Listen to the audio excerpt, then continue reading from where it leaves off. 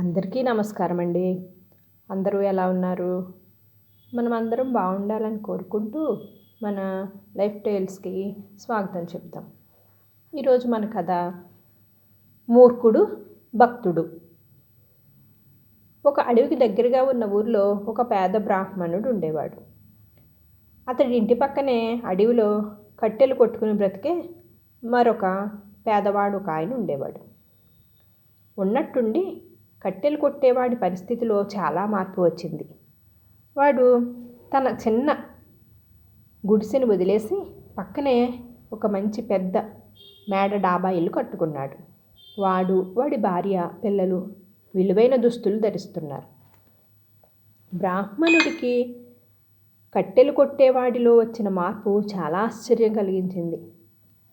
బ్రాహ్మణి భార్య తన భర్తతో, మీరు అలా ఊరుకోకండి, నేను వాడికి ఇంత హఠాత్తుగా అంత అదృష్టం ఎలా పట్టిందో తెలుసుకొని చెబుతాను అని అంది. కొద్ది రోజుల తర్వాత బ్రాహ్మణుడి భార్య భర్తతో, వాళ్ళు రోజు రోజుకి ఎలా ధనవంతులైపోతున్నారో తెలుసుకున్నాను. కట్టెలు కొట్టేవాడి భార్య ఆ రహస్యం నాకు చెప్పింది అని చెప్పింది. కొన్ని నెలల క్రితం పగలనక రాత్రనక కొన్ని రోజుల పాటు ఎడతెరిపి లేకుండా వర్షం కురిసింది. అదే సమయంలో కట్టెలు కొట్టేవాడు అడవికి వెళ్ళటానికి వీలు కలగలేదు. ఆ కారణంగా వాళ్ళు దాచుకున్న 4 డబ్బులు కూడా తిండికి ఖర్చు అయిపోయాయి.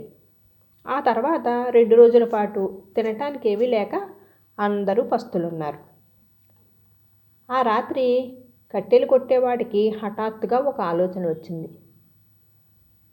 ఊరికి దగ్గరగా ఉన్న నది పక్కన ఒక చిన్న పురాతనమైన దేవాలయం ఉంది. అందులో కొయ్యతో చేసిన దేవుడి విగ్రహం ఉంది. కట్టెలు కొట్టేవాడు గొడ్డల్ని తీసుకెళ్ళి చీకట్లో ఆ దేవాలయానికి వెళ్ళాడు. వాడి ఆలోచన ఆ కొయ్య విగ్రహాన్ని ముక్కలుగా నరికి వంట చెరుగు కింద అమ్ముకోవచ్చని. అయితే వాడు గొడ్డలి ఎత్తేసరికి ఆ కొయ్య విగ్రహం నుంచి ఆగు అన్న మాట వినిపించింది. కట్టెలు కొట్టేవాడు ఎత్తిన గొడ్డలు దించకుండా అలాగే పట్టుకుని నిలబడ్డాడు. అప్పుడు కొయ్య విగ్రహంలోంచి మాటలు ఇలా వినిపించాయి. నీకు కావలసింది డబ్బే కదా, ప్రతి సోమవారం సూర్యోదయానికి కొంచెం ముందుగా ఈ పక్కన ఉన్న నదిలో ఒక మునుగు మునిగి పైకి తేలు. నీ చేతిలో ఒక బంగారు కాసు ఉంటుంది. ఆ రోజు నుంచి వాడు విగ్రహం చెప్పినట్లుగానే చేస్తూ ప్రతి సోమవారం ఒక బంగారు కాసును సంపాదిస్తున్నాడు. బ్రాహ్మణుడి భార్య భర్తకు ఈ సంగతి చెప్పి, మనము కూడా ధనవంతులం కావటానికి సులువైన మార్గం కనబడింది. మీరు ఒక గొడ్డలను తీసుకుని పోయి దేవుడి విగ్రహం కేసి ఎత్తండి. ఆ తర్వాత మనకు కూడా వారానికి ఒక బంగారు కాసు దొరుకుతుంది అని సలహా ఇచ్చింది. బ్రాహ్మణుడికి మొదట్లో ఈ సలహా నచ్చలేదు. దేవుడి విగ్రహం మీదకి గొడ్డలి ఎత్తడం ఎంతో మహాపాపం చేసినట్లు అవుతుందని అనుకున్నాడు. కానీ చాలా దీర్ఘంగా ఆలోచించి చూడగా తను పేదరికం నుంచి బయటపడటానికి ఇదొక్కటే మార్గమని అనిపించింది. ఆ రాత్రి బ్రాహ్మణుడు గొడ్డలు తీసుకుని దేవాలయానికి వెళ్ళి చెయ్యబోతున్నది మహాపాపం అని భయపడుతూనే విగ్రహం పైకి గొడ్డలి పైకెత్తాడు.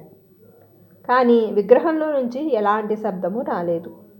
అతడు ఆశ్చర్యపోయి ఈసారి గొడ్డలి కర్రను మరింత బలంగా గుప్పెట్లో పట్టుకుని విగ్రహం కేసి తీవ్రంగా చూస్తూ గొడ్డలిని పైకెత్తాడు.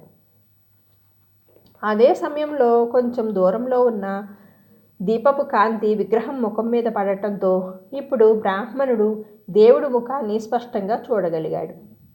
ఆ వెంటనే అతడు ఒక క్షణకాలం పాటు భయంతో నిలువెల్లా వణికిపోయాడు. మూర్ఛ వచ్చి ధబీల్మంటూ నేల మీద పడిపోయాడు. అప్పుడు విగ్రహంలోంచి, నాయనా, నువ్వు ఎంతో దైవభక్తి గలవాడివి. అలాంటి నువ్వు మూర్ఖుడైన నీ పక్కింటివాడు కట్టెలు కొట్టేవాడిలా ప్రవర్తించవచ్చునా? వాడు మూర్ఖత్వం కొద్దీ నన్ను గొడ్డలితో కొట్టి ఉండేవాడు. అందులో ఏమాత్రం సందేహం లేదు.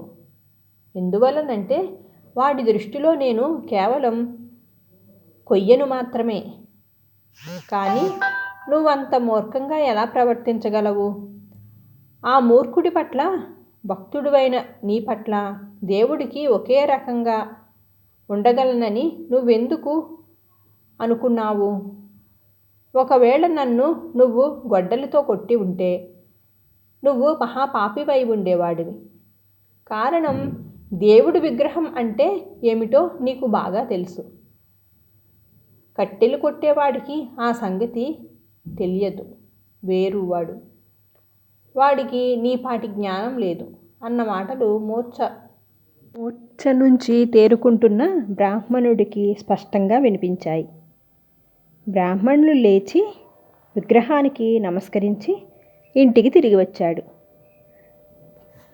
బ్రాహ్మణుడి భార్య అతన్ని ఏం జరిగిందని అడిగింది. ఆమెకు భర్త గొడ్డలను తీసుకుని వెళ్ళాక తాను ఇచ్చిన సలహాకు పశ్చాత్తాపపడింది. నేను గొప్ప అదృష్టవంతుణ్ణి. దేవుడి మాటలు విన్నాను. మన పేదరికం గురించి బాధపడటం మంచిది కాదు. ఇది దైవ నిర్ణయంగా భావించి ఉన్నంతలో తృప్తిగా బతకటం అలవాటు చేసుకుందాం అని అన్నాడు బ్రాహ్మణుడు. బ్రాహ్మణుడి భార్య కూడా అలాగే అని అవునన్నట్లుగా తృప్తిగా తలాడించింది. కథ సుఖాంతం. Thank you for watching guys. Friends, మన కథను లైక్ చేయండి. మీ సలహాలు సూచనలు కామెంట్ చేయండి. ఇంకా ఇలాంటి మరెన్నో మంచి కథల కోసం మన ఛానల్లోకి వెళ్ళి చూడండి. Thank you.